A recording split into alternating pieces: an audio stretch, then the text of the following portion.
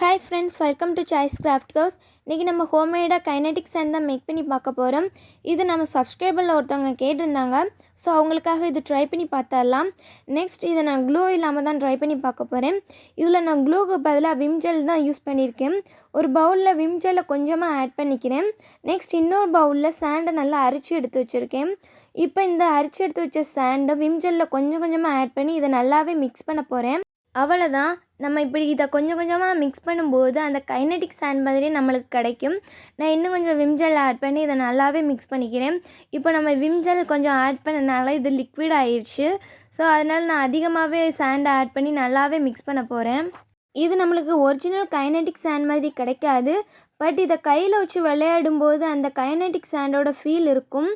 கலருக்காக நான் green colour paint எடுத்திருக்கேன். இந்த பெயிண்ட் ஆட் பண்ணதுக்கப்புறம் இந்த சாண்ட் முன்னாடி இருந்ததோட இன்னும் கொஞ்சம் லிக்விட் ஆயிடுச்சு.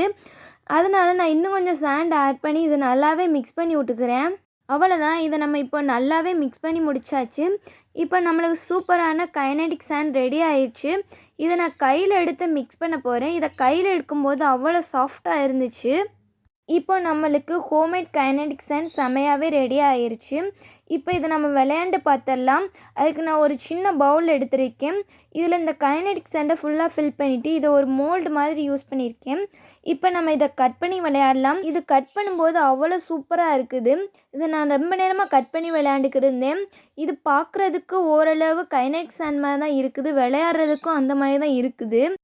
நீங்களும் விம் ஜெல்லை ட்ரை பண்ணி பாருங்கள். ஆல்ரெடி நீங்கள் விம் ஜெல்லை ட்ரை பண்ணி பார்த்துருந்தீங்கன்னா உங்களுக்கு எப்படி வந்துருந்துச்சுன்னு கமெண்டில் சொல்லுங்கள். நான் இப்போ இந்த பவுலில் ஒரு மோல்டு மாதிரி யூஸ் பண்ணிக்கிறேன். இதை நான் இப்போ கட் பண்ணி விளையாட போகிறேன்.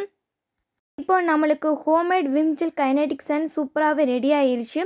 உங்களுக்கு இந்த வீடியோ பிடிச்சிருந்தால் லைக் பண்ணிக்கோங்க. இந்த மாதிரி இன்னும் நிறைய வீடியோஸ் வேணும்னா மறக்காமல் நம்ம சேனலை சப்ஸ்கிரைப் பண்ணிக்கோங்க. தேங்க்ஸ் ஃபார் வாட்சிங்.